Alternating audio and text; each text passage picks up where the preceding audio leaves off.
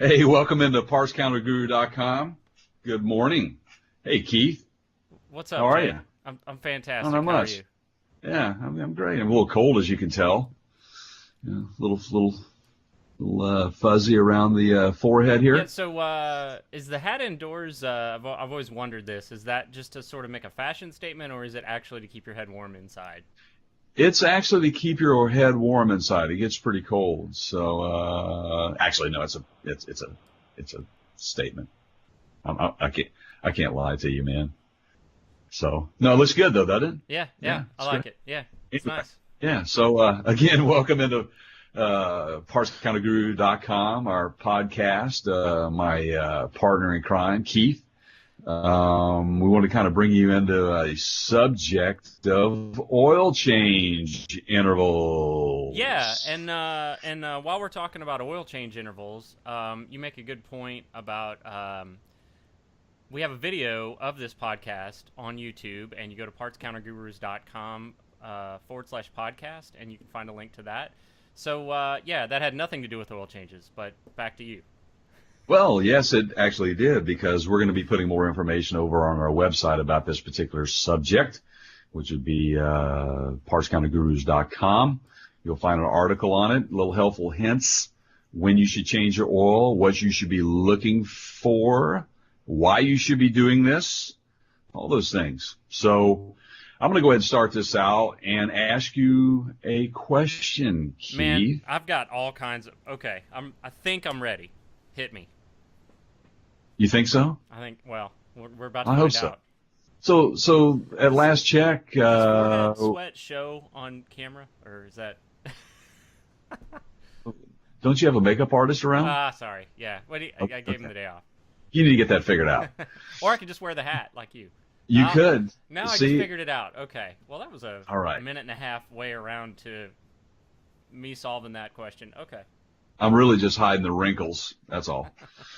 So anyway, first question on this. When back in the day, when and how often were you told you needed to change your oil? So I started driving in, well, I started legally driving in the late '80s, and the cars that I The was, height of the great automobile oh my movement. god, the it if you want to like probably the worst design decade of automobiles like ever, and um this is a whole other topic, but the whole catalytic that was the sort of birth of the federal regulation in the United States of the requirement for catalytic converters, which just, I mean, just ruined cars for a It good 10 ruined. years until the manufacturers figured it out. Okay, but I digress.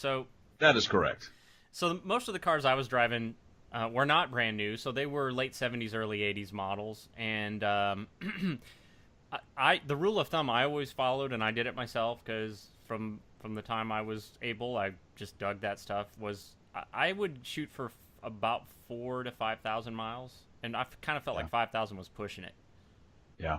No, I agree with you, and I'm on the same page. I started driving in the late '70s. I think my first vehicle was a 1972 Ford Ranchero with a 351 I Cleveland. had the same 351 Cleveland in my first Oh, car.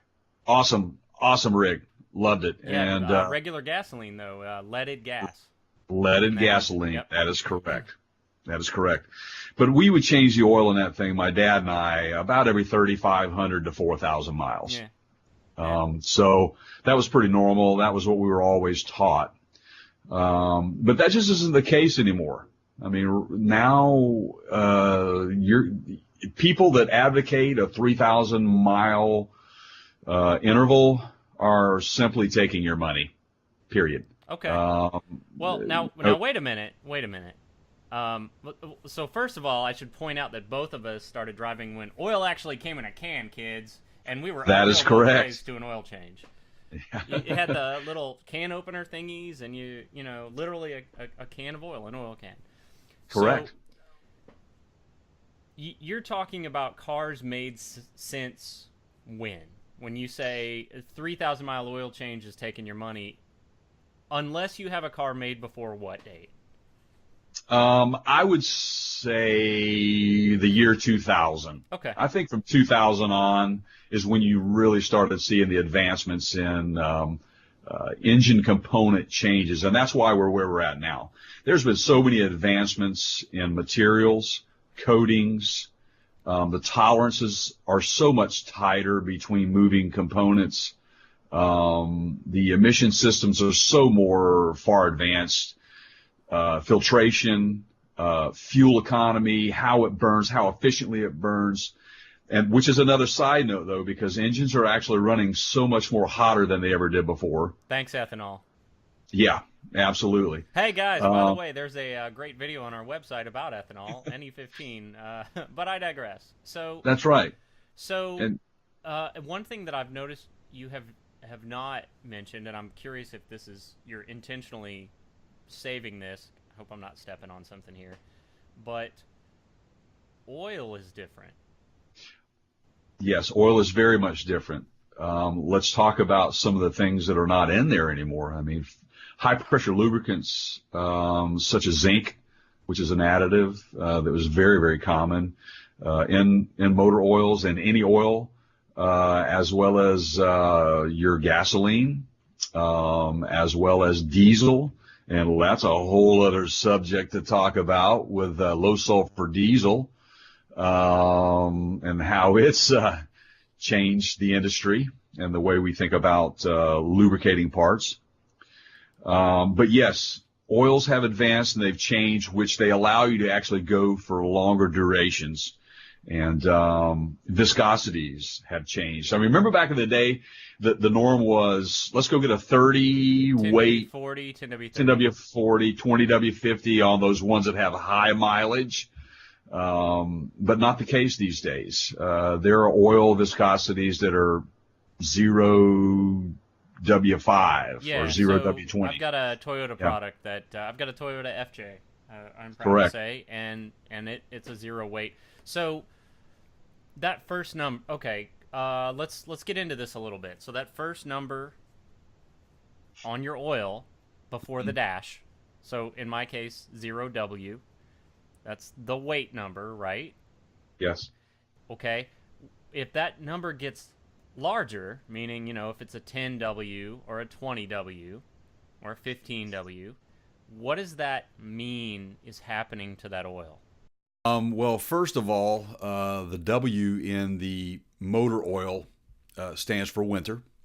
The first number of the oil classification refers to the cold weather viscosity. So the lower the number is, the less viscous your oil will be at a lower temperature. For example, let's say a 5W motor oil versus a 15W motor oil. 15W oil, is not going to flow as good as a 5 weight at a lower temperature. The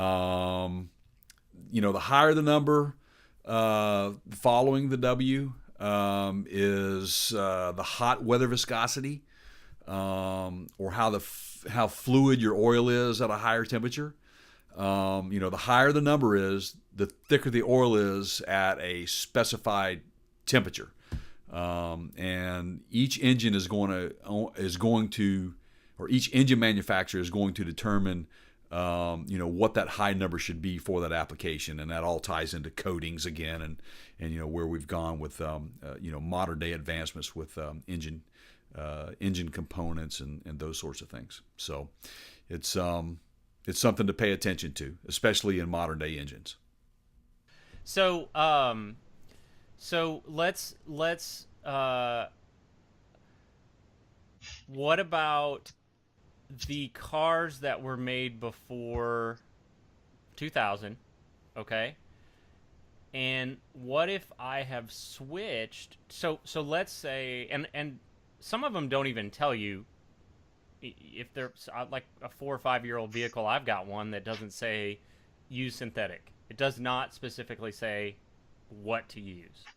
It Mm-hmm. it tells you to use Toyota oil, okay?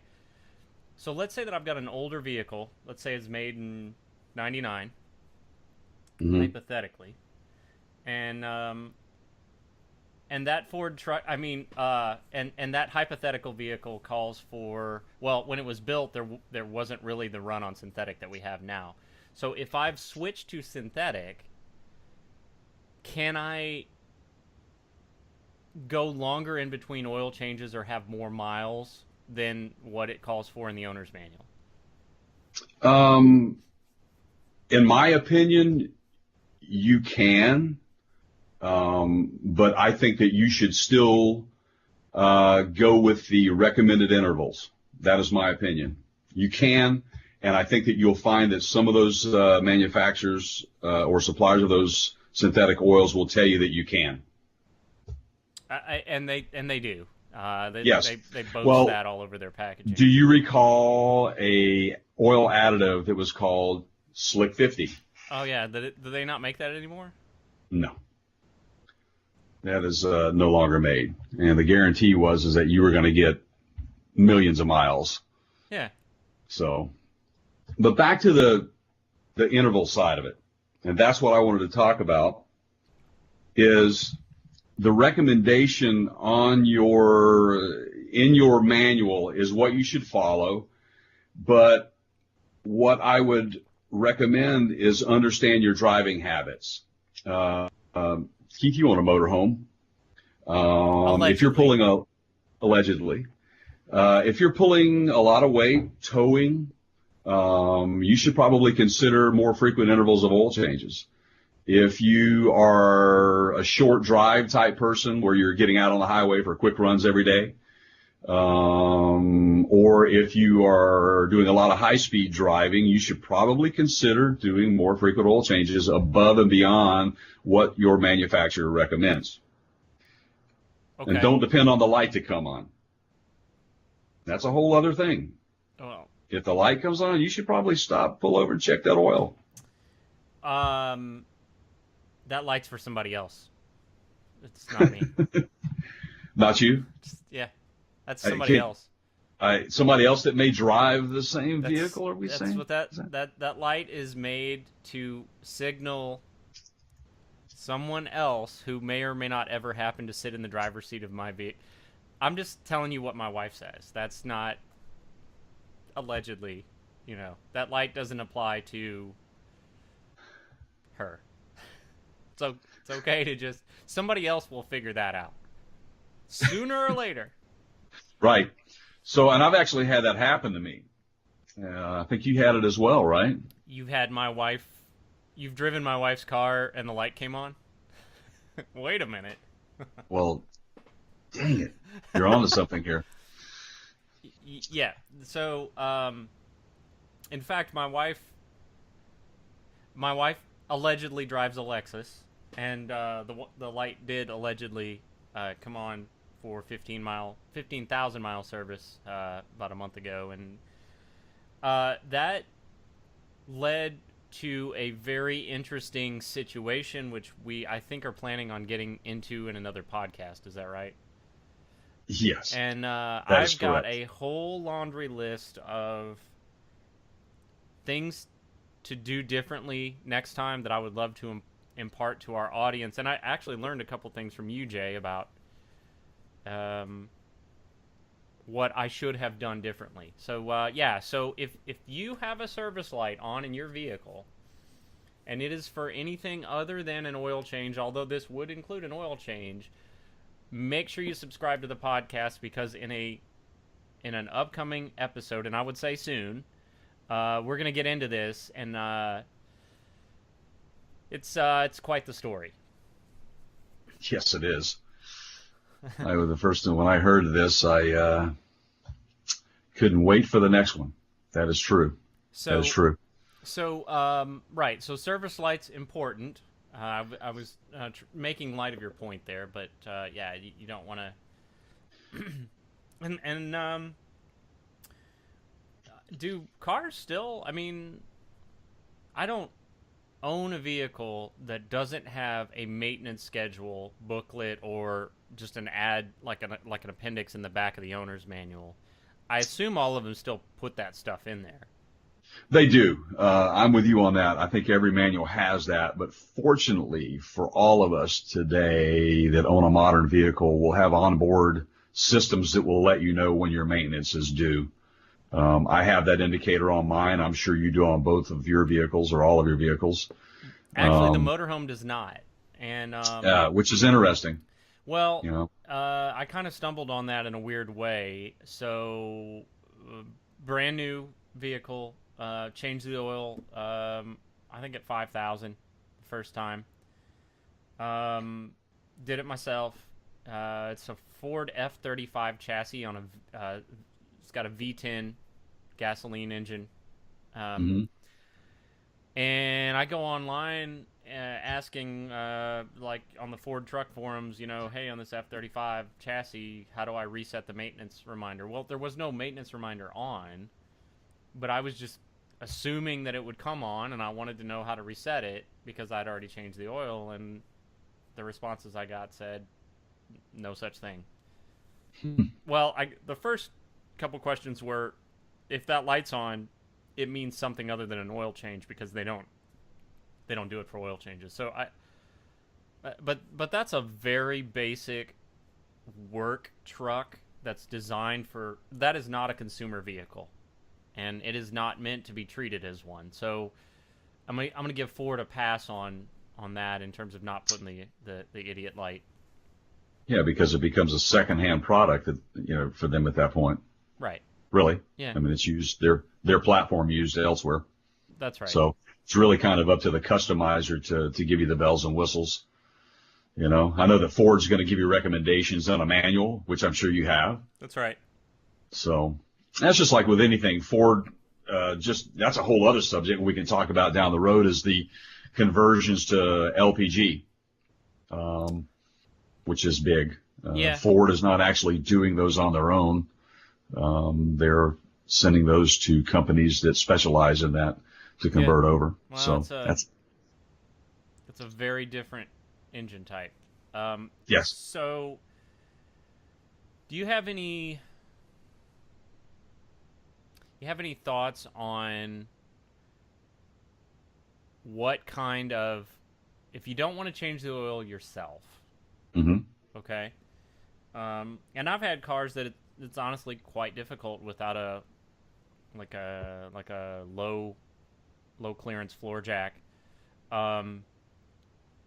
Thoughts on options in the United States for oil change? I mean, do you just go back to the dealer and pay 3 times the price, or do you? I think that it depends on the individual. I would say this, that Keith, I know you perform your own maintenance on just about everything you own, and I understand why, and I feel that same way. But for those of us that don't have the time, going to a quick lube is okay. I am a believer that if you are under warranty, you should be taking it back to the dealer until it's not under warranty. But that doesn't exclude that you can take them to a Jiffy Lube or someone like that. And hey, Jiffy Lube, come give us a ring, give us a call. PartsCounterGurus.com, yeah. So There you go. I will say this, and again, a whole lot of stuff to get into here, and I don't want to step too far into this, but if you have this belief, people listening to this right now, that dealership is perfect and they do a better job because they are the dealership, you are sadly misinformed. And we will get into that at a later date, but one of the reasons I think that I'm going to support your point here, Jay, one of the reasons to have your car serviced at the dealership while it's under warranty is so that the finger pointing cannot happen, because when something goes wrong, you can go, well, you guys fixed it. So That's right. And they may not, under warranty, authorize anything aftermarket. So you need to be very aware of your warranty and what the fine print says, for sure. One thing to think about too is that, once you get into changing your own oil after it is out of warranty, be aware of not every filter is what it says it is. So you need to do your homework on brands. Certain vehicles do require specific oil pressure. I can give you an example. Any application on the GM side with the active fuel management set up on it, and active fuel management basically is cylinders dropping out so you can go in a fuel economy mode. We got an article on that on Parts Counter Gurus. We do as well. Yep. Okay. That's right. But if the oil pressure is not between 21 and about 25 pounds, which is a very, very small window, and if it's below 21 pounds, you're going to have an issue. You need to go get that checked out. And that could be anything from an aftermarket oil filter being placed on there. Maybe there's not a anti-drain back valve in there. Just be very aware. And I'm not pointing fingers on specific brands. I'm just saying that you need to be aware of what's going on to your engine, as well as oil choices.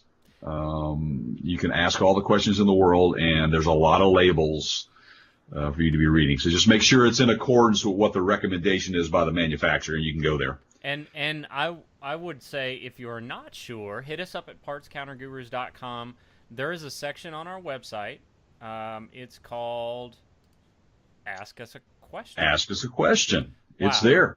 Absolutely. And right there, too, you can become a Patreon. Oh, yeah, you'd be a patron. We have a special section for our patrons. They get elevated special access. You can request topics, content. We do some drawings, all that good stuff. You've just taken me into sponsorship mode. But if you're not sure, if you've got a question about oil filters, something going on, or just want to make us aware of something, the Ask Us a Question page at partscountergurus.com we would love to hear from you. So you are welcome to use it. Absolutely. So Keith, you have anything else you want to add to this? I'm always full of questions, but I also am dumb enough to try and string everybody along for the next one.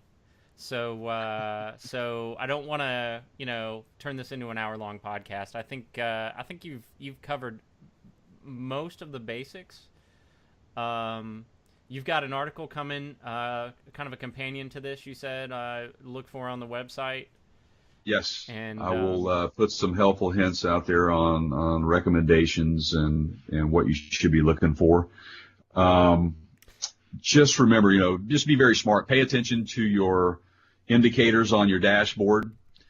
Also, if you are changing your own oil, just understand that there are environmental laws in place to drain the oil. There are containers that you can purchase to drain your oil into and go drop it off at your local auto parts store. Most of them will have a reservoir to dump your old oil. That's a good point. And most of the places I will typically just save a few of the empty oil containers and put the used oil back in them, and then those places that you mentioned where you buy the oil, I could just carry them back in the containers, and sometimes they'll just take it like that. I don't even have to dump it out.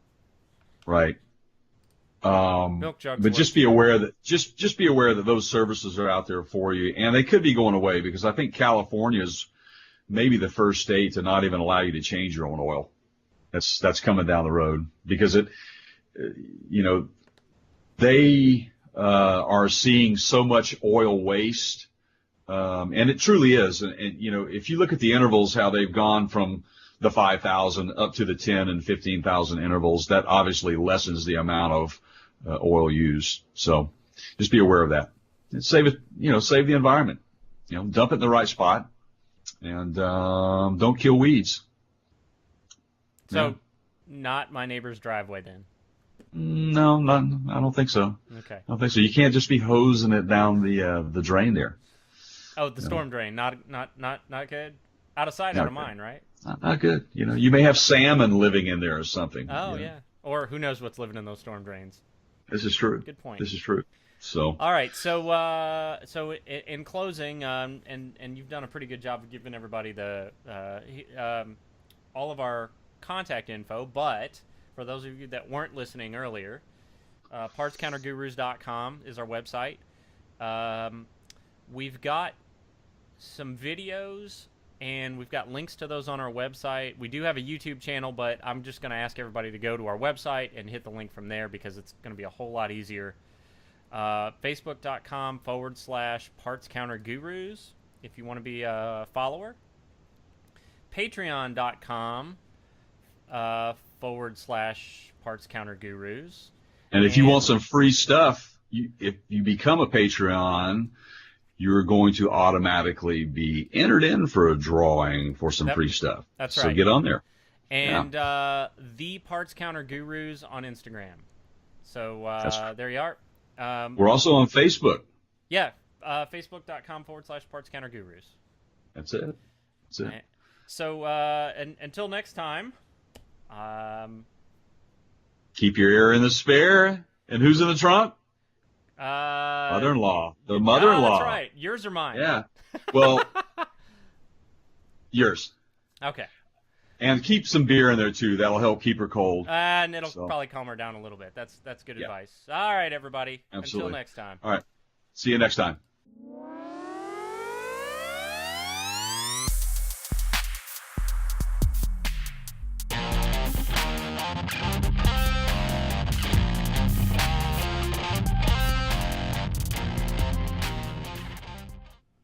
Okay. Let's see here. Oh, sorry, man. I stepped all over that. You got to start it again. I'll be quiet now.